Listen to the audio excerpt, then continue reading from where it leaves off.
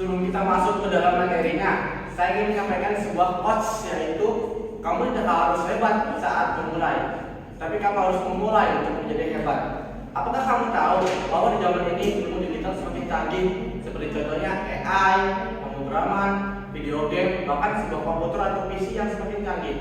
Oleh karena itu, kita akan belajar tentang salah satu komponen penting yang ada dalam komputer atau PC. Sebelumnya, Assalamualaikum warahmatullahi wabarakatuh. Izinkan kami untuk memperkenalkan diri. Saya sendiri Ilman Dia sebagai moderator, dan di samping saya adalah rekan saya yang bernama Farhan Fauzan sebagai pemateri. Oke, kita langsung saja masuk ke dalam materinya, yaitu fungsi ALU dalam CPU. Next. Di sini ada pematerinya, ada Farhan Naufal dan saya sendiri Ilham Aditya. Nah, di sini tuh ada ALU itu apa sih dalam sistem CPU yang akan dijelaskan oleh Farhan. Oke, terima kasih untuk moderator. Sebelumnya saya ingin menjelaskan untuk teman-teman semua, sebelum udah tahu belum sih apa itu ALU? Kalau emang belum tahu, di sini saya akan menjelaskan. ALU itu adalah sebuah singkatan yang artinya adalah Arithmetical Logic Unit, yang adalah bagian dari CPU yang berfungsi untuk melakukan operasi arithmetika dan logika yang berdasarkan instruksi atau perintah yang diberikan. Oke, next. Di sini ada ALU, Arithmetic Logic Unit, dibagi menjadi dua bagian, yaitu yang pertama ada unit aritmetika atau AU. Unit aritmetika atau AU adalah operasi ini menghitung hitungan dasar seperti penjumlahan, pengurangan, pembagian, dan perkalian.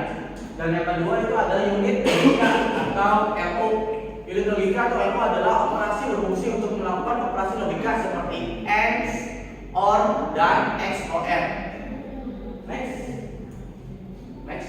Di sini ada unit aritmetika AU, yaitu ada contohnya yang seperti saya sebutkan di awal, seperti penjumlahan, pengurangan, pembagian, dan perkalian. Di sini ada penjumlahan 10 tambah 15 sama dengan 25. Di sini ada pengurangan 50 kurangi 10 sama dengan 40. Di sini ada pembagian 100 dibagi 10 sama dengan 10. Di sini ada perkalian 10 kali 4 sama dengan 40. Dan yang kedua ada unit logika atau LO. Unit logika atau LO adalah operasi logika yang menghitung seperti AND, OR, dan XOR. Di sini ada contoh AND. AND itu apa? AND adalah operasi ini menghitung kedua nilai. Jika hasilnya benar maka hasilnya true. Kita lihat contohnya. N sama dengan B2 lebih besar sama dengan 60. C 2 lebih besar 90. Dan sini ada skor 1 sama dengan 60. 60 dan ini sama dengan 60 berarti benar. Skor 2 sama dengan 92. C2 lebih dari 90 berarti 92 benar karena lebih dari 90. Dan di solve hasilnya true, benar. Yang kedua itu ada contoh OR. OR adalah operasi ini menghitung kedua nilai. Jika salah satunya benar maka hasilnya true. Di sini contohnya OR sama dengan B2 sama dengan 60. Terus selanjutnya C2 sama dengan 60. Skor 1 sama dengan 60 karena nilainya 60 di awalnya, benar. Skor 2 sama dengan 80, salah karena di awalnya 60. Resultnya hasilnya true karena salah satunya ada benar.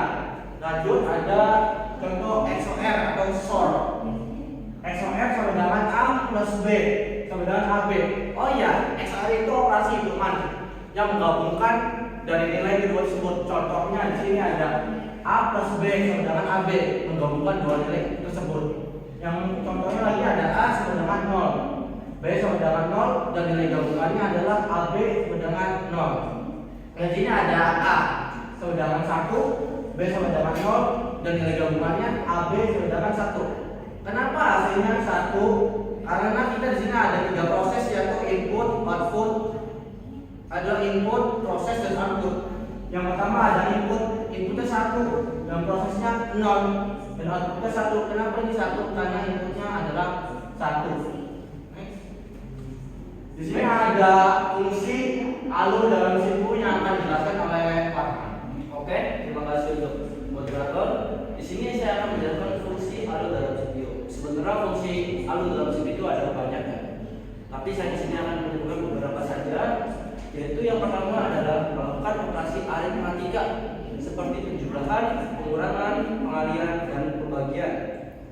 Yang kedua adalah melakukan operasi logika seperti AND, OR, dan XOR.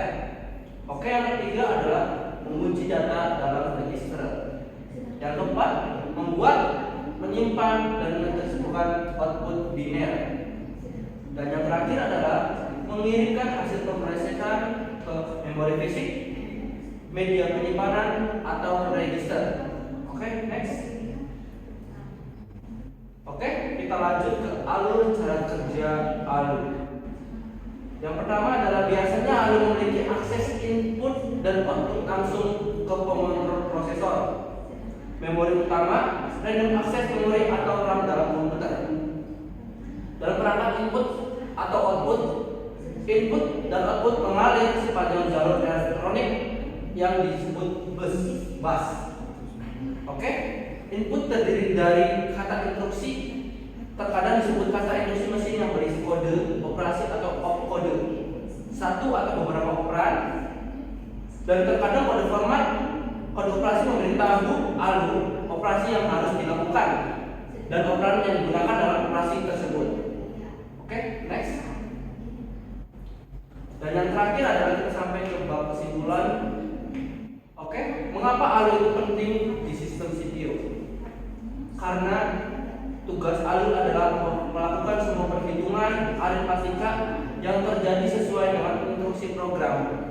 Alur melakukan semua operasi aritmatika dengan dasar penjumlahan, sehingga sirkuit elektronik yang digunakan disebut adder. Oke, sekian dari kesimpulan yang kami sampaikan. Saya kembalikan lagi ke moderator. Oke, terima kasih. Sekian presentasi dari kami. Mohon maaf jika ada salah kata yang kurang berkenan, karena pada dasarnya manusia itu hanyalah tempatnya salah dan dosa. Karena kesempurnaan hanyalah milik Allah semata. Assalamualaikum warahmatullahi wabarakatuh.